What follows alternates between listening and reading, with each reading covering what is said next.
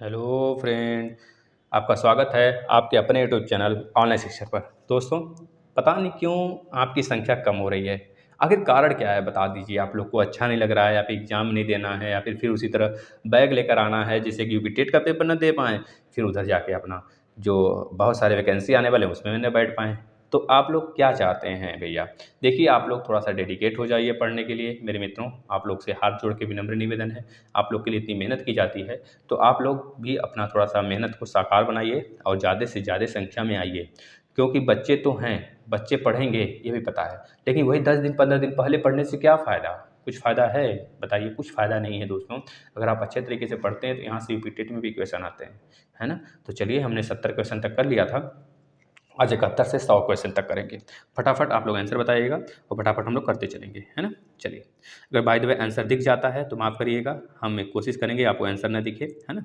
चलिए, नहीं तो कुछ बच्चे गुस्सा होने लगते हैं भाई, है ना? गुस्सा ना हुआ करिए आप लोग। बताइए, देश की मुद्रा की पूर्ति को नियमित करता है। तो बस वही बात है, देश के भारत देश की बात कर रहा है तो भारतीय रिजर्व बैंक, जिसकी स्थापना हुई थी 1935 में, जिसका कह लीजिए कि अपना राष्ट्रीयकरण हुआ था 1949 में। ये बात आपको पता होना चाहिए, है ना दोस्तों? याद रखेंगे ना? चलिए, अच्छी बात है।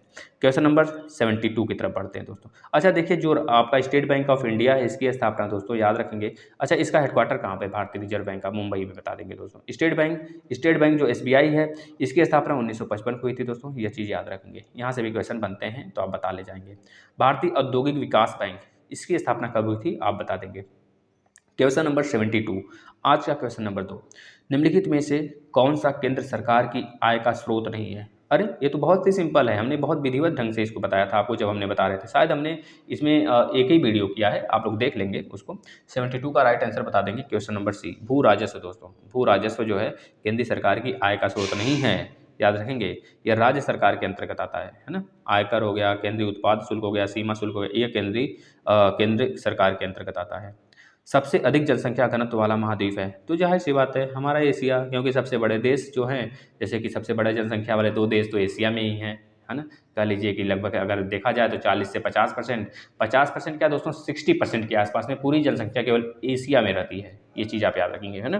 क्या नाम है दोनों देशों का? भारत देश, जो कि 2027 जाते चीन को पछाड़ देगा भैया, चीन को पीछे कर देगा। और अभी तक देखा जाता है तो 2000 अभी हाल में देखेंगे दोस्तों तो सबसे ज़्यादा जनसंख्या वाला देश चीन है, याद रखेंगे। इसका राइट आंसर क्या हो जाने वाला है भैया? एशिया। सबको पता है, बच्चे बच्चे को पता है, आपको भी पता होगा। चलिए, एशिया क्षेत्रफल की दृष्टि से भी सबसे बड़ा है। दूसरे नंबर पर अफ्रीका आ जाता है, तीसरे नंबर पर नॉर्थ अमेरिका, चौथे नंबर पर साउथ अमेरिका, फिर अंटार्कटिका, फिर आपका आ जाता है भैया क्या? यूरोप, फिर लास्ट में ऑस्ट्रेलिया आ जाता है। ऑस्ट्रेलिया के दोस्तों आपके पास 7 कॉन्टिनेंट्स हैं, सातों कॉन्टिनेंट्स आप याद रखेंगे। एक अभी हाल में कॉन्टिनेंट्स का डिस्कवर हुआ था जिसका नाम है, आप बता देंगे भैया, न्यूजीलैंड। जिस आइलैंड पर है उसका नाम है ज़ीलैंडिया। ज़ीलैंडिया है दोस्तों, याद रखेंगे। क्वेश्चन नंबर 73 के बाद 74 की तरफ बढ़ते हैं। क्वेश्चन नंबर 74 बताइएगा। शक्ति का गैर परंपरागत स्रोत है। गैर परंपरागत स्रोत की बात कर रहा है मित्रों, तो आप बता देंगे सौर ऊर्जा है, जो कि इसी जगह से सारे के सारे एनर्जी हमको मिलते हैं दोस्तों। यह गैर परंपरागत स्रोत है, इससे पोल्यूशन वगैरह भी नहीं होता है, आपको पता होगा।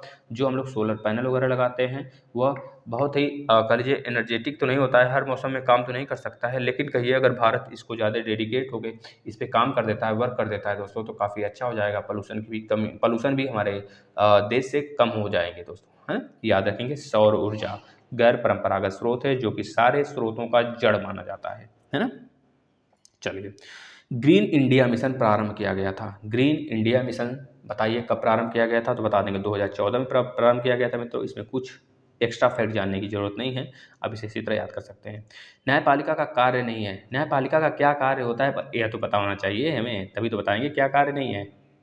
हमने बताया था आपको न्यायपालिका क्या क्या कर सकती है।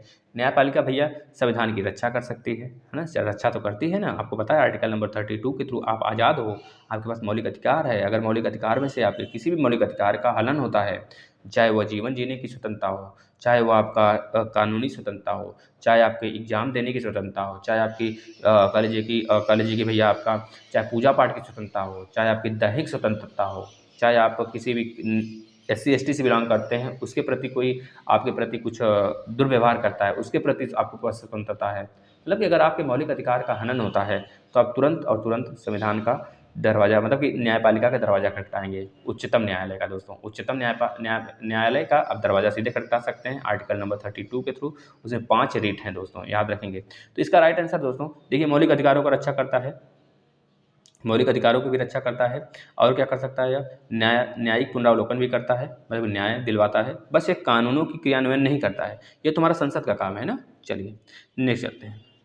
उच्चतम न्यायालय के किसी न्यायाधीश मतलब किसी न्यायाधीश को महाभियोग द्वारा पद से हटाने की प्रक्रिया शक्ति निम्न में से किसे प्राप्त है? तो बस वही जो लोगों का नेतृत्व करता है, हमारे संसद का ही तो काम होता है। तो बता देंगे संसद का काम है यह कि वह न्यायाधीश पर महाभियोग द्वारा पद से हटा सकता है, और संसद के सलाह से ही दोस्तों राष्ट्रपति उसे नियुक्त कर सकते हैं। यह बात आपको पता होना चाहिए। और कह लीजिए कि बहुत सारे कारण होते हैं। अगर मान लीजिए कि अभी हाल ही में कह लीजिए कि अभी जो आपका मुख्य न्यायाधीश हैं अरविंद बोबड़े जी 46वें नंबर के हैं, 47वें नंबर के हैं, 48वें नंबर के भी बनाए गए हैं। अभी 48 नंबर का नया रमना करके कोई चुना गया है दोस्तों, याद रखेंगे। तो याद रखेंगे, इनको हटाने की प्रक्रिया भी संसद से स्टार्ट होती है, और चुनने की प्रक्रिया भी संसद के सलाह पर राष्ट्रपति चुनते हैं दोस्तों इनको, ठीक है ना। अगर वो अपना इस्तीफा देते हैं तब भी राष्ट्रपति को देंगे, ये बात आप याद रखेंगे। राष्ट्रपति को नियुक्ति भी, राष्ट्रपति को शपथ भी हमारे उच्चतम न्यायालय के मुख्य न्यायाधीश ही करवाते हैं। अगर उच्चतम न्यायालय के मुख्य न्यायाधीश नहीं है तो वरिष्ठतम न्यायाधीश कराते हैं, जो उस न्यायालय के वरिष्ठतम न्यायाधीश होंगे, है ना। इतनी बातें आपको पता होना चाहिए। लेकिन राष्ट्रपति अगर अपना इस्तीफा देते हैं तो उपराष्ट्रपति को देंगे, और उपराष्ट्रपति अपना इस्तीफा देते हैं तो राष्ट्रपति को देंगे। 77 का राइट आंसर हो जाने वाला है दोस्तों बी ये राइट आंसर मित्रों। देखिए फैक्ट आप तो थोड़ा सा लिखा करिए, जाना करिए, जिससे कि आपको बहुत सारी चीज़ें मिल जाएंगी। पिट्स इंडिया एक्ट पारित हुआ था। पिट्स इंडिया एक्ट, अब ये देखिए रेगुलेटिंग एक्ट है 70/73। पिट्स इंडिया एक्ट 1784, याद रखेंगे मित्रों। तुझको बाबरी की भाषा है, तुझको बाबरी की भाषा है तुर्की दोस्तों, याद रखेंगे। बाबर है ना, बाबर तुर्क का, उसकी माता जी होती हैं तुर्की होती हैं, और उसके पिताजी जो रहते हैं दोस्तों मंगोल रहते हैं, चंगेज खान के कलीजे की खानदान के होते हैं, है ना। चंगेज जो मंगोल होते हैं दोस्तों, उनका मुंडी जो होता है ना काफ़ी बड़ा बड़ा, आंखें खूब बड़ी बड़ी होती हैं, नाकें खूब बड़ी बड़ी होती हैं। चंगेज खान आपको पता होगा इल्तुतमिश के समय, इल्तुतमिश ही उसे पछाड़ दिया था दोस्तों, इस वजह से भारत में उसकी एंट्री रुक जाती है। इल्तुतमिश दिल्ली सल्तनत का दोस्तों, दिल्ली सल्तनत में गुलाम वंश का तीसरा शासक है दोस्तों, याद रखेंगे। पहला कुतुबुद्दीन ऐबक, उसका बेटा फिर आता है ना, शाह करके है कुछ, आ कर ऐसे कुछ है दोस्तों, याद रख लेंगे, है ना। उसके बाद इल्तुतमिश आ जाता है, फिर उसके बाद इल्तुतमिश की बिटिया आ जाती है रजिया सुल्तान, है ना, याद रखेंगे। चित्रकला का सर्वाधिक विकास हुआ था दोस्तों, चित्रकला का सर्वाधिक विकास आपको पता है जहांगीर के समय हुआ था। बताइए किसके समय हुआ था चित्रकला का? तो जहांगीर के समय हुआ था। अगर बोला जाता है स्थापत्य कला का तो बता देंगे शाहजहां के समय हुआ था दोस्तों। चलिए नेक्स्ट चलते हैं। अगर सबका कार्यकाल याद है कि नहीं याद है? नहीं याद है तो फिर से वीडियो देखिए। अस्थाई बंदोबस्त प्रणाली शुरू की गई थी। अस्थाई बंदोबस्त प्रणाली किसके समय लाया गया था मित्रों? बता देंगे आप। अस्थाई बंदोबस्त प्रणाली 81 का right answer B, Lord Cornwallis के समय लाया गया था। चलिए, इलाहाबाद की संधि हुई थी। इलाहाबाद की संधि 1965 को हुई थी दोस्तों, 1765 को हुई थी दोस्तों। 1765 में हुआ था दोस्तों, याद रखेंगे। 1765 में इलाहाबाद की संधि हुई थी। और किसके किसके बीच हुई थी? बता देंगे किसके किसके बीच हुई थी भैया? किसके? क्लाइव था, और बंगाल वहाँ का बिहार का नवाब था, और हमारे मुगल शासक थे, उनके बीच हुई थी। और मीर कासिम रहता है, मीर जफर नहीं, मीर कासिम, वही तो विद्रोह करता है, उसी को तो हरा जाते हैं। तीनों संयुक्त सेनाएं इधर होती हैं, उधर अंग्रेज का जो नेतृत्व करता रहता है क्लाइव होता है, और इसे पछाड़ देता है। और क्लाइव ही पहला गवर्नर होता है दोस्तों बंगाल का, यह चीज़ याद रखेंगे। बंगाल का पहला गवर्नर क्लाइव। अगर पूछा जाता है बंगाल का पहला गवर्नर जनरल कौन है, तो विलियम बेंटिंक बता देंगे दोस्तों, है ना। अगर पूछा जाता है भारत नहीं, हेस्टिंग दोस्तों, हेस्टिंग है बंगाल का पहला गवर्नर जनरल। भारत का पहला गवर्नर जनरल तो बता देंगे विलियम बेंटिंक दोस्तों, है ना, याद रखेंगे। भारत का पहला वायसराय कौन है दोस्तों? तो लॉर्ड कैनिंग है। भारत का लास्ट, कह लीजिए भारत का लास्ट गवर्नर जनरल कौन है, तो बता देंगे दोस्तों कौन है? वही लॉर्ड डलहौजी, लॉर्ड डलहौजी होता है। लॉर्ड डलहौजी की बात कर लीजिए। भारत का पहला दोस्तों, एक मिनट, जो लास्ट गवर्नर जनरल होता है भारत का, वो कैनिंग ही होता है। और लास्ट गवर्नर जनरल का पद इसी के पास होता है, क्योंकि 56 के बाद 57 में विद्रोह होता है, तो 57 में यह वायसराय का पद भी ले लेता है। तो लास्ट गवर्नर जनरल भारत का लॉर्ड कैनिंग ही होता है, और पहला वायसराय भी इसी को माना जाता है ना, याद रखेंगे। और लॉर्ड डलहौजी का कार्यकाल आपको पता होगा 1848 से लेकर 1856 तक दोस्तों, याद कर लेंगे। 47-48 से उसका पोस्ट होता है। नकदी फसल है, नकदी फसल क्या है भैया? गन्ना है नकदी फसल? बताइए, गन्ना ही तो है, गन्ना है ना? नहीं दोस्तों, चाय होता है। दोस्तों देखिए, जो गन्ना है ना, जो गन्ना है दोस्तों, जो गन्ना है, एक मिनट दोस्तों, एक मिनट दोस्तों, जो गन्ना है दोस्तों, यहाँ पे देख रहे हैं, जो गन्ना है, गन्ना अगर देखा जाए गन्ने को, तो गन्ना 10 महीने के अंतराल पे, लगभग 10 से 11 महीने पे होता है ना।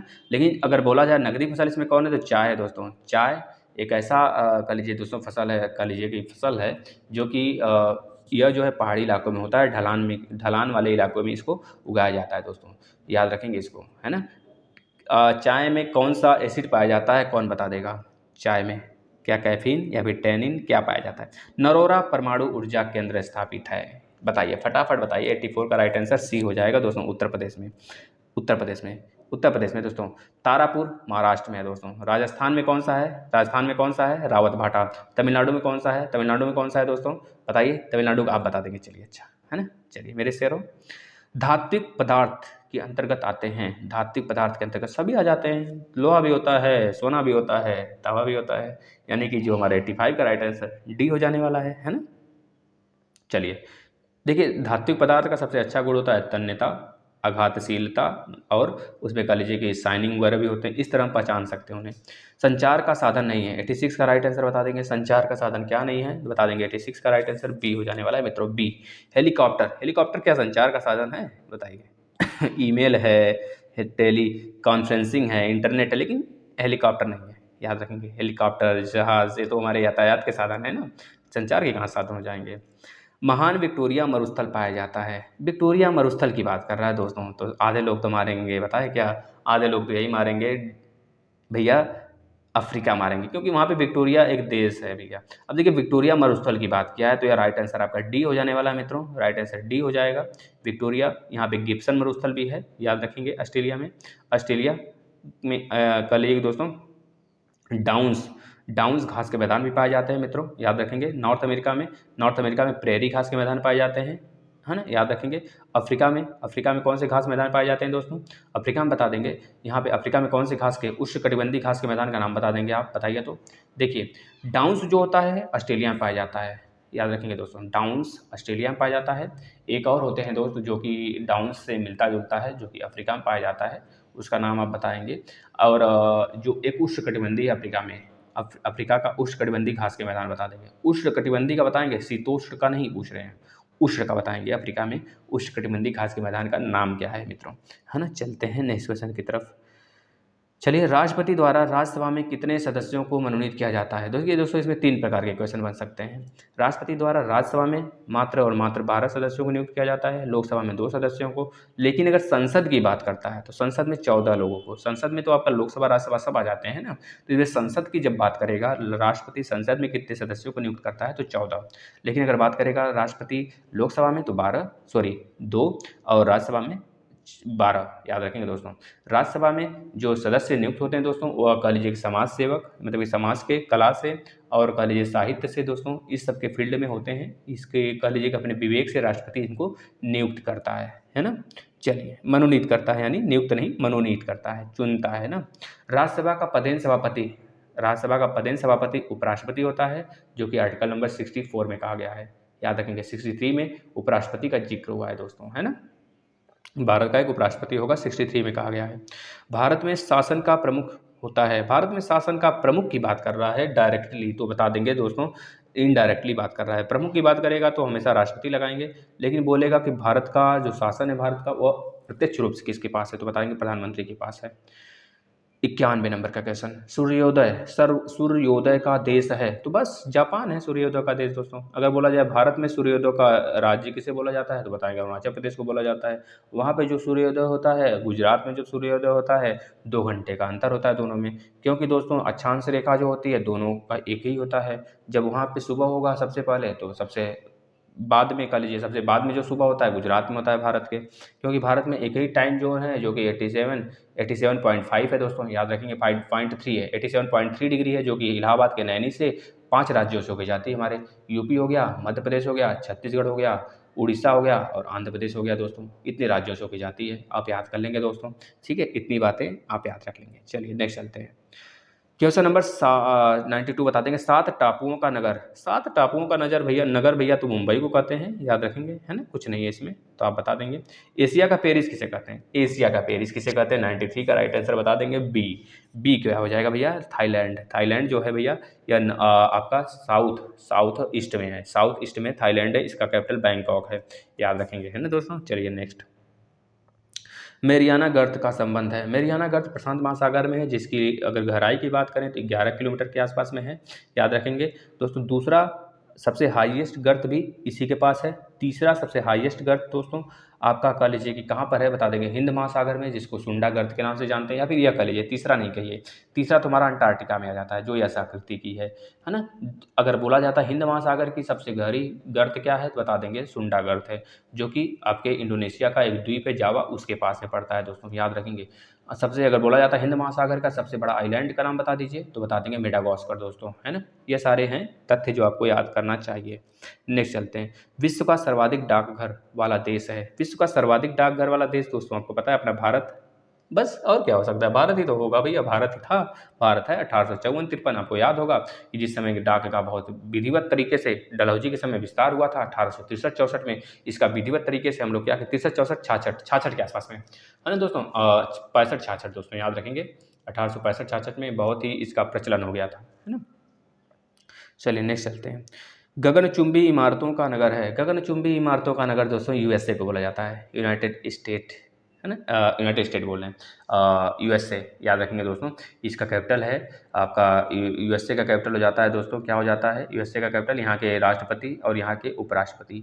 अगर आपको याद होगा तो आप कमेंट कर देंगे, अन्यथा हम बताएंगे दोस्तों। वाशिंगटन डीसी यहाँ का कैपिटल है, राष्ट्रपति यहाँ के जो बाइडेन है, और उपराष्ट्रपति यहाँ की कमला कमला क्या करके हैं दोस्तों, बता देंगे, कमला करके है ना। चलिए नेक्स्ट चलते हैं। देश में आपातकाल की घोषणा कौन करता है? देश में आपातकाल की घोषणा तो राष्ट्रपति ही करते हैं दोस्तों। 97 का राइट आंसर आपका हो जाने वाला है ए। लेकिन किसके कहने पे करते हैं पता है? प्रधानमंत्री के कहने पे करते हैं, है ना, ये बात याद रखेंगे। इसका राइट आंसर लेकिन ए हो जाने वाला है। देखिए राष्ट्रपति में आपातकाल 3 प्रकार के होते हैं। 352 राष्ट्रीय आपातकाल, 356 भैया यह राज्य में आपातकाल लगता है जब अब राज्य में असंवैधानिक कह लीजिए असंवैधानिक तरीके से दुर्व्यवहार होता है, दुर्व्यवस्था फैलता है, तो राज्यपाल शासन वहाँ पर लगा दिया जाता है, मतलब केंद्र का शासन हो जाता है। इसके बाद 360 है दोस्तों, यह जो 356 है मित्रों ना, बहुतों बार लगा है, यूपी पंजाब में बहुत ज़्यादा बार लगा है, लेकिन यह 352 जो है ना, यह भारत में 3 बार लगा है। 1962, 1965, सॉरी 1962 सही बोल रहे हैं ना, हाँ सही है। 1962 भारत चीन युद्ध के समय, 1965 भारत पाकिस्तान के युद्ध के समय, 1971 आंतरिक देश के कह लीजिए कि बर्ताव उल्लंघन के कारण इंदिरा गांधी के समय लगा था, है ना, तो इसको याद रखेंगे।